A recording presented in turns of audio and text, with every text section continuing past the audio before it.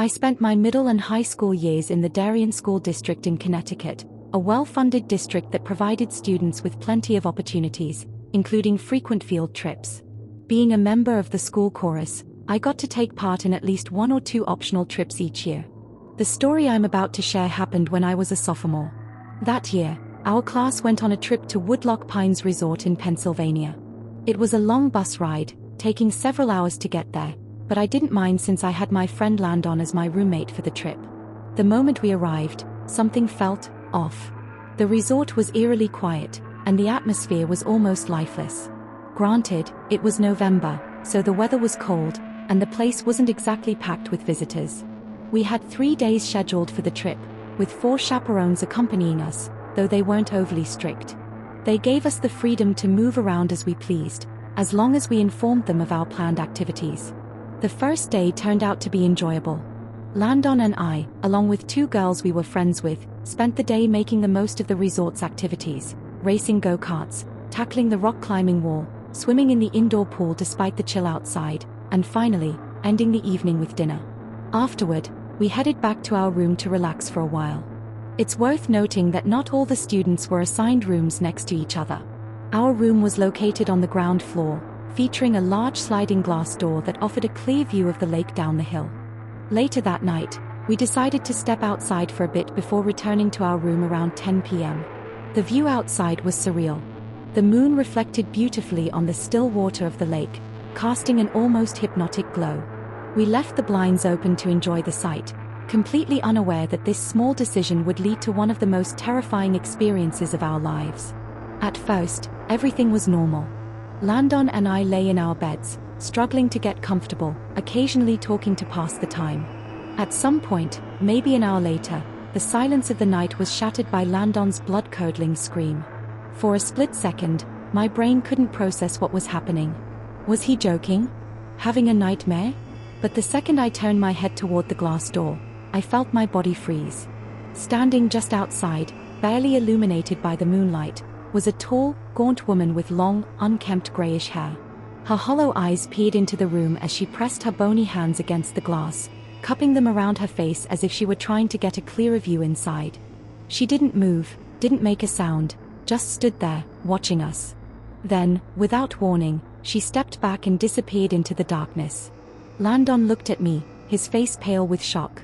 It was clear he was waiting for me to react first, as if hoping my response would validate what we had both just seen. Gathering what little courage I had left, I jumped out of bed, and Landon followed my lead. We rushed outside, hoping to see where she had gone. But there was no one there. The long concrete path connecting all the rooms was empty. The grassy area leading toward the lake was still. There were no figures retreating into the shadows, just a vast, unsettling emptiness. We looked at each other, our breathing unsteady.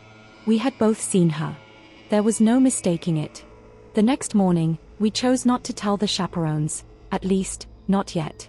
Instead, we shared what happened with the 2 girls we were friends with. They were understandably freaked out but suggested that maybe it was just some strange guest at the resort. We tried to convince ourselves of that explanation. That night, after another packed day of activities, we returned to our room. This time, we weren't taking any chances. We made sure to shut the blinds. Landon fell asleep first, while I remained awake for another half hour, my mind still unsettled from the night before. At some point, exhaustion took over, and I drifted off. Then, in the dead of night, I woke up. There was no noise, no sudden movement, just an unshakable feeling that something wasn't right. My body felt cold, and my instincts screamed at me that I wasn't alone. I whispered Landon's name, but he didn't respond. That's when I noticed something. I couldn't see his bed. Something was blocking my view. Slowly, my gaze traveled upward. Standing just inches away from me, towering over my bed, was the same old woman. A sickening chill ran down my spine as I stared at her. For a few agonizing seconds, she didn't move. Then, in a raspy, almost amused whisper, she muttered, "Your back door was unlocked." She took 2 slow steps back, then turned and walked toward the glass door, slipping outside as if she had never been there at all. I couldn't move. My body was paralyzed with fear, except for the uncontrollable shaking. My mind raced, trying to make sense of what had just happened. Had she been watching us while we slept? How long had she been standing there? I finally snapped out of my frozen state and shook Landon awake, frantically telling him what had happened. We double-checked the back door, making sure it was locked this time, and pulled the blinds shut again. Neither of us slept for the rest of the night. It was already close to 4 a.m., so staying up wasn't much of a sacrifice. By morning, we were exhausted but determined to report what had happened. After grabbing a quick breakfast in the dining hall, we returned to our building, ready to find a chaperone and explain everything. But as we approached our room, we saw something that made our stomachs drop. Through the glass door of the neighboring room, the old woman was sitting on the bed, hands neatly folded in her lap. She was sitting up straight, her gaze locked on the door. Locked on us. Panic surged through us. Instead of going to a chaperone, we ran straight to the front desk in the lobby, breathlessly explaining the situation to the resort staff. Their reaction, however, was less than reassuring. None of them seemed to know how to handle the situation. After some persistence, we convinced them to come check the woman's room with us. What we found inside made my skin crawl. She hadn't moved. She was still sitting in the exact same position, her lifeless eyes staring forward. But this time, she wasn't alone. An older man sat on the opposite bed, staring blankly at the staff as they entered. There was something deeply unsettling about both of them, as if they didn't belong in a place like this. The air in the room felt heavy, unnatural. We waited for the staff to take action. To remove them. To do something. But they didn't. Instead, they told us that they couldn't force the two out of the resort. That was when we finally went to our chaperones and explained everything. What followed was a heated argument between the staff and the chaperones, but in the end, the decision was made for us. The trip had to end early.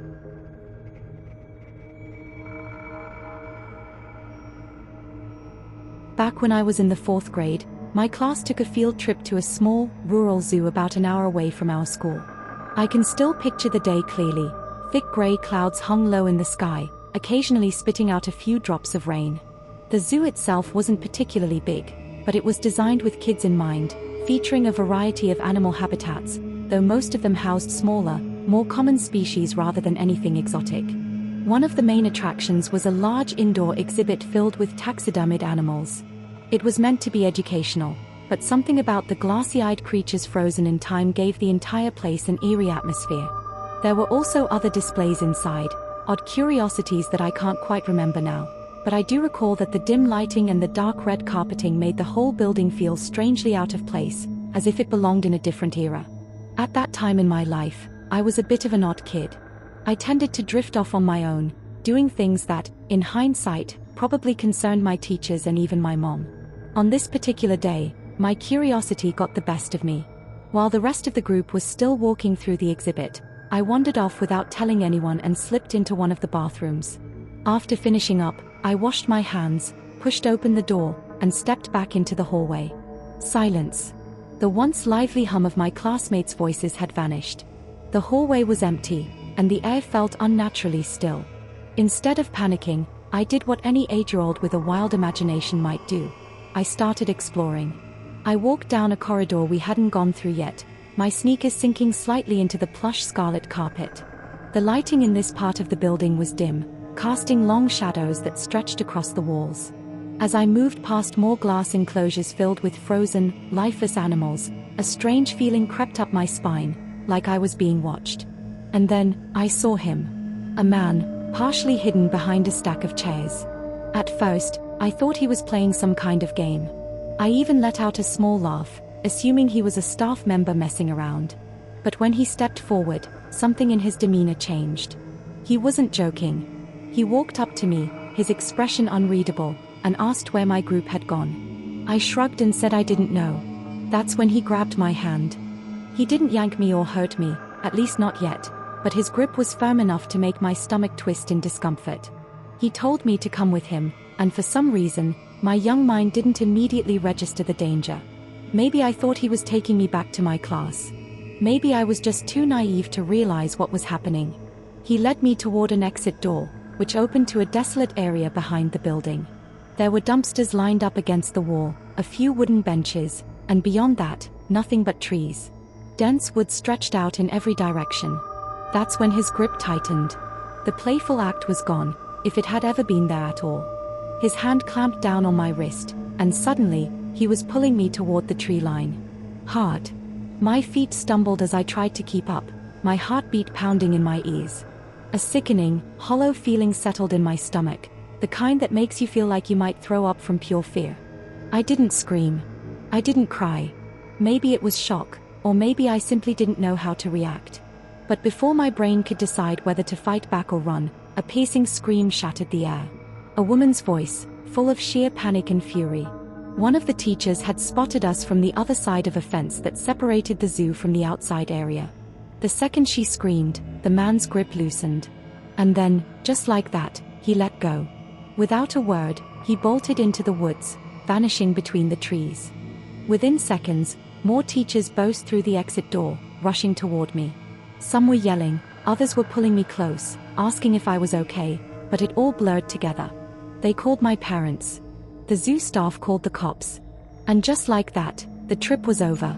We piled onto the buses, and as the engine rumbled to life, I slumped into my seat, exhausted. But just as we were pulling out of the parking lot, I happened to glance out the window. And there he was. Crouched low in the woods near the road, partially hidden behind a branch. Watching. He was still there. Still waiting. I don't know why I didn't say anything. Maybe I was too stunned, or maybe, deep down, I was afraid that acknowledging him would somehow make him come back for me.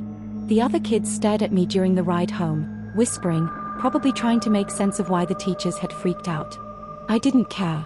All I could think about was the man in the woods, and the terrifying possibility that I might not have been his first target.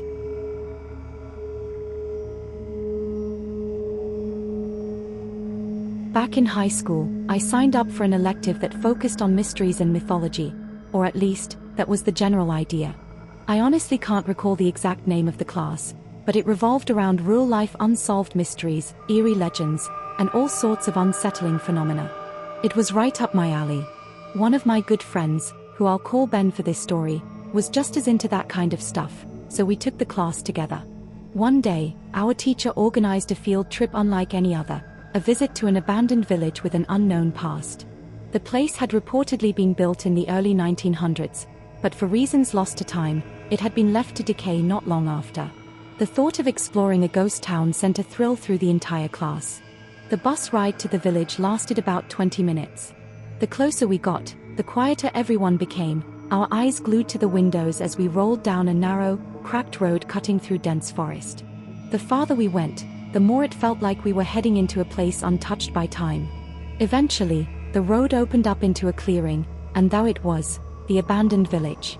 The first thing I noticed was the eerie stillness of the place. The road we stepped onto was crumbling, with patches of grass growing through its cracks, while the surrounding weeds had grown tall enough to brush against our knees. But the real sight was the buildings. Massive, decaying brick structures loomed over us, their boarded-up windows like empty eye sockets. Despite their age, they still stood defiantly, remnants of a forgotten past. A chill ran through me as I took in the sight. Something about the atmosphere felt wrong. Our teacher lined us up, did a head count, and then led the way. The goal of the trip was to test our investigative skills, using what we had learned in class to piece together a theory about why the village had been abandoned. Some buildings had holes in their walls, providing makeshift entryways. Even stranger, there were large holes in the ground next to some buildings, almost as if someone had dug tunnels leading into the basements. The entire place felt like something straight out of a horror movie. But one building stood out from the rest. It was the tallest in the village, its upper levels stretching high above the others. Something about it felt off. Intriguing. While the rest of the group was being led toward an old, crumbling church, Ben and I exchanged a glance. Without a word, we knew we had to check it out. We snuck away, our footsteps crunching against the overgrown ground. When we reached the back of the tallest building, we noticed something unusual. One of those strange holes had been dug right next to a sealed-off back door. Peering inside, we saw that the hole wasn't just a random ditch. A ladder led down into the darkness below. Without hesitation, Ben climbed down first. I followed. Thankfully, this was around the time when smartphones started coming with built-in flashlights, so we had at least some source of light. As soon as my feet hit the concrete floor, a wave of unease washed over me. The air down there was thick, stale, and heavy with dust.